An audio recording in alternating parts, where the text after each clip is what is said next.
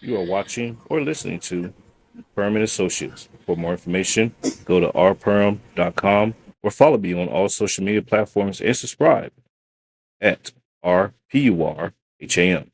Thanks. See you over there.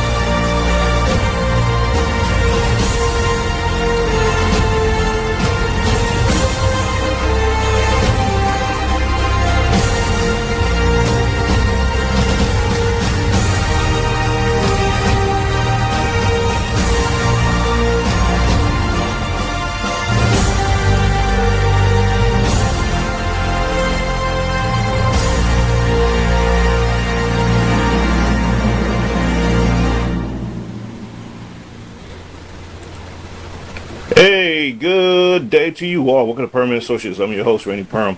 Hey, I hope y'all enjoyed last night's show with uh, Andrea Sanchez talking about financial readiness and financial planning and investing. We're going to be continuing that series on with other guests, but he'll be coming back too as well. So, hope y'all enjoyed that last night. But hey, today we got even equally great guest with us. He's a returning guest. He's been here before. But we have, for those that don't know who he is Pastor David Scarlett. He is the author of All for His Glory, the near-death experience of a modern-day Job. He is also the chairman and founder of His Glory Ministries and Christian Outreach. As a former U.S. Marine and telecommunications executive, Pastor Scarlett's life was permanently changed and his path altered when he had a near-death experience that took him to heaven. He met the Lord and learned he was welcome in heaven, although his report card was empty. It was then he knew he must return to earth, to his earthly existence, and devote himself to a life of service through Christ. And Pastor David founded and his since has since, bravely led hisglory.me ministry along with hisglory.tv. Ladies and gentlemen, introducing to some and presenting to others, Pastor David Scarlett. Hey, good morning, sir. Hey. Welcome back. How you been? Good. Thank you for having me back. Absolutely. So tell us what you've been up to lately.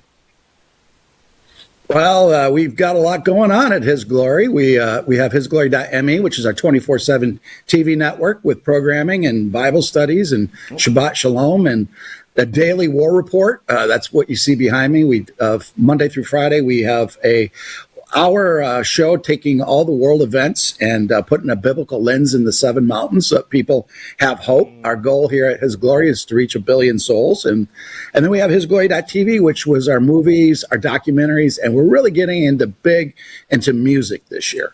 Oh, okay. Oh, wow. Music. Is it like just strictly gospel music, or are you kind of like doing a mix up of different genres? Yeah, all genres. Oh, Yeah, awesome. we're actually going to have our first ever record label by the end of the year. It'll be over 30 voices on there. We've got people like John Rich who have working with us, Sean Voight. So exciting lineup to launch our music. Okay, awesome. For those that don't know, I'm actually a fan of John Rich music, John Rich Project too. Yeah. Okay. All right. I see, Pastor. That's awesome. I love it. The U.S., the United States, we're in the midst of a turmoil. Both spiritually, and physically. It's a lot of stuff going on. I would definitely say morally. You got. Yeah. I can't even say it's political parties, because I'm not gonna say it's one side this and one side that in this regard. But what I mean by that is, the lawlessness that's going on that we're seeing, the riots that's going on these last couple of weekends with the due to the DHS incident up in Minnesota. And you see the video that came out. I don't know if you've seen it yet, but Yeah. there's this this conflation, if you will, of of perspective of what happened. It's like, guys, this is pretty cut and dry, So don't know what the moral outrage is all about. I want to get your thoughts on like where do you, I'm not gonna say predict, but where do you see us heading as a society in regards to what's going on out there today? Well, we're at a tipping point. This is biblical too. This is the Yeah. seventh of the seven churches, the Church of Laodicea, and where Jesus said, "You're neither hot nor cold. You're lukewarm. I vomit you out of my mouth." And that's what we're seeing. We're seeing evil being more evil than ever, and we're seeing the remnant of the church rise. Satan has owned the fence, the in between, and you're seeing the separation of the wheat and the tare. So not as many people are on the fence. You're seeing as every day goes forward, you're either all in for his glory or you're siding with the far radical chaos of the world. And more people are waking up, and they're also asking the question, as I travel the country, what is my purpose? What am I here for? Right. And they want to be engaged. They want to have a walk. They want to have shalom. They want to have peace. And I think we're in the greatest time in the history of the world, because God is going to shine his light on the evil, expose it, and people are going to grab this light, and it's going to take off. It'll be the billion soul harvest. We're seeing that in the underground church in Iran. It's absolutely amazing. The more they persecute them, the more they go to Christ. Yes, I'm glad you brought that up. You're absolutely right about that, because there is I'm not going to say it's a color revolution, but there's a revolution going on in Iran right now, ladies and gentlemen, in case you're not following that. And even President Trump just yesterday, actually, he said, hey, we see you, Iran. We got your back, and we're on the way. Because what the establishment in Iran, I'm not even calling them establishment, the powers that be there, they're out there literally killing the people because they want to make their voices heard and say, hey, you need to take care of us. And to your point, the underground ministries there, they're giving them that courage to stand up and speak up and say, hey, if you lose your life over this, just know that you did this in the name of fighting for something that you believe in, fighting for God and fighting for righteousness in this country. And so I do commend the people of Iran who are standing up to the regime there. And I want to get your thoughts on what are your thoughts on a potential regime change in Iran? Oh, it's imminent. It's not if, it's just a matter of when. Yeah. I have really good sources in Israel, and they're when they're not talking, that means something is ready to go. And I'm told in the next 24 or 48 hours, we may see complete regime change in Iran. And that's great. After coming off the Venezuela, Cuba will probably be next, but this is giving people freedom. This is not about going after Venezuela or Iran. It's not against the people. The people want freedom. Right. It's the radical Ayatollah in Iran. It was the radical socialist Maduro that was hurting the people. And this is a freedom rise. And I think the more that Americans figure this out, they're going to be for it, instead of this propaganda that we're hearing that we're trying to go to war against Iran and the Venezuela people. It couldn't be farther from the truth. Yeah. I agree absolutely. And, I'm here in Austin, Texas, so I'm a red dot in a blue sea, and so it's all around me every day, and they're like, "Oh, Trump's a dictator." I'm like,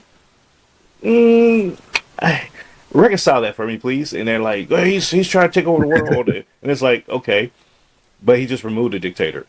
You have a No Kings protest, but you're protesting that he removed a dictator. It was like, make it make sense for me. And then they're lost for words when you put it into that lens for them. And then you look at what's going on over not only in Iran, Venezuela, Mexico is like on the target list as well, with the cartels there. And to your point, Cuba I would have thought would have went first, me personally, but being that it's so close to home. But they took out Venezuela, they took out Maduro, and then now we're looking to bring Greenland into the fold as a quote unquote 51st state. So we're seeing a geopolitical shift going on with the United States and the rest of the world. And oh, by the way, the U.S. government's interdiction into Nigeria with the killing of Christians there. and Yep. bombing the Muslims over there. I want to get your thoughts on that because that to me is signaled that not only is there a attack on like drug cartels, narco terrorism, but it's also a an attack on protecting the religious liberties of people around the world. I want to get your thoughts on that, sir. Yeah, that's absolutely right. Venezuela, they took their rights away. Iran, obviously, the Ayatollah. This is not getting any play in the fake news media. Yeah. There is, as you mentioned, there are people in Iran that are being killed every day because of their faith in Jesus Christ. And if we do not take that serious, that's coming to the United States. It's already here. It's already in Dearborn, Michigan. It's in Minneapolis. It's here in the great state of Texas as well. So we have to be very, very aware of this. Yeah, I was going to stay away from that, but you're right. The Islamification of Texas. Is one of the things that we're dealing with right now, and I'm Yep. talking with a lot of my colleagues here, and we're trying to figure out ways to usurp that. But you have elected officials and potentially elected officials who are running for office. They're kind of like kowtowing to these Islamist groups, giving them land, allowing them to build mosques and having these no-go zones and what have you. And it's just like, what are we doing here? You're allowing them to incorporate Sharia law into the communities and stuff like that. We have, from what I heard just recently, the University of Texas Austin campus, they're building a kind of like a epic city type of building there for for the Muslim community to go to, and it's kind of like, okay, this is interesting. So I agree with you. That is a problem, and a lot of people say, well, I thought the United States was all for freedom of religion. Yeah, we are. However, Islam is not exactly a religion. It is a political ideology. When you peel back the onion, and that political ideology, although there's nothing wrong with having a political ideology, it's one that's antithetical to our culture and our way of life. So why would we open up the door to allow something to come in to vehemently destroy us at the end of the day, who have that mindset of wanting to reshape and destroy our country, our way of life? It makes no sense to me. But we have people on the left, particularly, that are okay with that. So I don't know. I don't know, Pastor. Your thoughts on that, sir? Yeah, well, we're figuring out why they're okay with that. Yeah, follow the money. And the money's coming from the Middle East. And we see what's happening in Minnesota and on to Texas, Ohio. This is going to get much, much worse. One of the most brilliant things President Trump did out of the gate was Doge. That was phase one, cut off, find out where this money's going. The second part is what you're going to start seeing now is tracking it back to these politicians. And that's the reason why they're doing it, is because they're buying votes. Look at happen in Minneapolis. Look at happen in Minnesota, the Somali community. California, yeah. Michigan, Yep. I'm very curious about Michigan. I want to see the open books on Michigan. Michigan was kind of like the start of it. But I remember when I lived in Alaska in 2014. And see, a lot of people don't, well, back in 2014, but a lot of people don't remember this time period.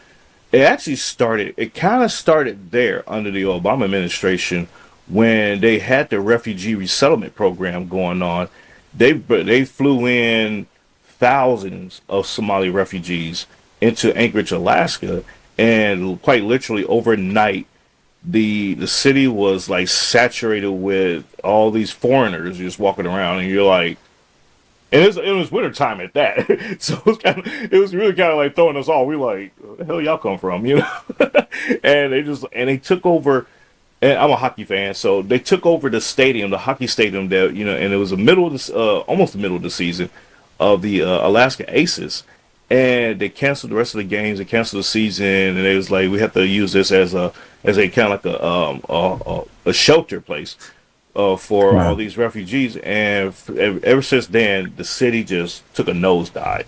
And it was just like, wow, this is sad. But it started back in 2014. A lot of people don't know that. And ladies and gentlemen, I encourage you to look it up if you don't believe me. You can check it out. It was under the Obama Somali refugee resettlement program, and it started back then. And they just kind of just expanded out from there and filtrated over into Dearborn, Michigan, and then Minnesota. So you notice it stayed kind of like in that upper northern Yep. crust of the United States, and that's what it is. It was just amazing to me. But I want to ask you, get your thoughts on, a lot of the faith leaders, some of your colleagues, they've been calling out that Vladimir Putin out of Russia as being the Antichrist, and citing it because he's saying that this war with Ukraine is a holy war. I heard him say that myself a while back when the war first started in 22. I was like, holy war. You're like, okay, I suppose, but I want to get your thoughts on that because to me it doesn't seem like it's more like a land grab in my opinion. But I want to get your thoughts on that. Well, I'm not a pro Putin communist. One thing he has done is he's given freedom of Christianity in Russia. They do have a church in their schools. But I see what he's talking about to some extent because Ukraine is a cesspool of human trafficking, just horrible, horrible bioweapons. And that was the main reason why Vladimir Putin had to stand up because they had bioweapons. And, years ago, that was a conspiracy until Tulsi Gabbard came out and said, yes, there were bioweapons. There are in Ukraine. And we're going to find that Ukraine, more than Venezuela, is going to be a cesspool of corruption. Again, human trafficking, money laundering, just pure evil, selling of children. And so I think that's where Vladimir Putin is saying this is a holy war. You just hit something that there's a trigger. The selling of children, and there was this. I'm not even saying it's conspiracy theorist. Theory. It was like, hey, we're trying to shed light on something. The whole Pizzagate thing, it kind of like took a shift and went towards over to Russia and Ukraine, and they're like a lot of these, like the Epstein kids and all that kind of stuff. They was like being funneled out of Ukraine, and so Vladimir Putin got wind of that. Ladies and gentlemen, you can look this stuff up. And sometimes people say, Randy, you just be making up stuff. They're like, no, you can look it up. I can't make this stuff up. I have a good imagination, but it's not that great. But Vladimir Putin went in. Well, not him personally, but that regime. They went in and they snatched up all these kids away out of Ukraine, and it was somewhere upwards of like 200,000 kids, I believe it was. And Vladimir Putin's like, yeah, we're taking the children because they're being trafficked, they're being molested and everything else. And so people are like, oh, you're just saying that to be mean and and try to take these Ukrainians kids away from them, and you're killing the Ukrainians and what have you. I was like, he might actually be on to something here. Everybody said he's this ruthless dictator and this and the third, but in the same light, when you listen to his speeches and you actually peel back what he's saying, he's like, Ukraine is corrupt. He's like, I want to take it over because it's corrupt and I want to clean it up, type of thing. And everybody knows Ukraine is corrupt. Even the EU knows Ukraine is corrupt. And some of the players out of the European Union there, they partake in the corruption, so they're okay with it. That's why they're not putting in all this money to fight the war and everything else. They're like, okay, the jig is up. We just chuck it up as a loss, and we'll find something else to get into. And Melania, President Trump's wife, Melania Trump, a lot of people don't know this as well in the media, or they're not talking about it in the media, but she's brokering a deal with Vladimir Putin to have those children released back to their families. And he's amenable to that. He's like, okay, yeah, I think it's about that time. The war is drawing down. We expose what we need to expose. We killed who we need to kill. So sure, we'll get the kids back. And so I thank you for bringing that up because that is a very important point that a lot of people probably are not aware of. That while he may have done bad things. So have we. At the end of the day, Yeah. when you want to call it apples to apples and oranges to oranges, but all in all, he something that in that regard when it's protecting children, it is what it is. So, but Pastor, your book, uh, um, talk to us about All for His Glory. Why did you write it? What's the inspiration behind it? And all that good stuff, sir. Yeah, with the inspiration is what is your life? What's your life's purpose? And I was a Marine and the corporate executive, lived the high life, had all the money in the world, the high prestige, and youngest director in the history of AT&T Wireless, and it was empty. And I died, went to heaven on 777, saw the beauty of heaven. I saw that my report card was empty. The Lord sent me back to start a ministry by His name. And I was the most least likely to be a pastor or run a ministry. I was in the corporate world. I was a Marine. And but He had other plans. And that was also in this is mothers. My mother didn't stop praying for 20-some years for me to get into the Word of God and know Him. And that the secrets to life were in the Bible, not in the corporate world. And it took me a long time, 20 years plus, to figure that out. So this is for prodigals, parents praying. It's also about marriage. My wife and I went through one of the most horrible situations you could possibly go. And at the end of the day, you got to have Christ in the center of your marriage to make it. And it's building up. So this is a book for hope for everyone. But most importantly, that when we die, there is eternal life. The question is, where will you be? Will you be in heaven? And that's based on your heart with the Lord, or will you be in Sheol, away from Him? Mm-hmm. Yes, absolutely. Yeah, you're absolutely right about that. And congratulations on the book, by the way, and thank you for your service too. And you're absolutely right about that. A lot of people, they think that we're just this body, this shell, and we just walk around just breathing air and eating food and doing whatever it is that our mind tells us to do for the day. But when we die, our lives continue, and Yep. it's whether or not you're, like you said, whether it's going to be in heaven or it's going to be somewhere else, or it could be in purgatory. For all we know. And what would your message be to those who I guess you would say would be agnostic or just like don't believe in any of that? They just say, it's all hogwash, it's baloney. We're gonna die and that's it. What would you say to them about that? Research it, pray, ask the Lord if you're real. Show me signs. We're seeing that. We mentioned Iran earlier. They're seeing signs and wonders in Iran and the Middle East like no other time in the history of the world. Yeah. They call this a man in white is coming to them. It's not the Isa, which is Jesus in the Quran. This is Jesus, the recognizing as the Son of God. And millions are coming to Christ in all over the world in Muslim communities. It's because they're asking. They want to see it. And so that's what I'd say is there's been a lot of great stories, too, that people that weren't believers. Waleed Shobat, great story. Wasn't a believer, was a Muslim. Long story. He tried to set out to prove the Bible wrong. He gained Christ. Lee Strobel, the same thing, a case for Christ. Went to prove it to his wife that heaven didn't exist, the Bible was false, and it changed him. He literally found out that it was actual and truth. And the more they dig, the more they prove the Bible true every single day. Yeah, you're absolutely right about that. And I struggle dealing with people that don't believe in such things. It's just like, okay. I don't know what to tell you. And they're like, why do you believe? And I'm like, well, I have my experiences, with Christ and with what I believe in, my faith. And so here I am, but I also tell people I would rather live my life believing that He exists than rather die and, and deny that He didn't exist, type of thing. And so people are like, huh. It's like, what's wrong with going through life believing in something like Jesus or believing in God? What's wrong with that?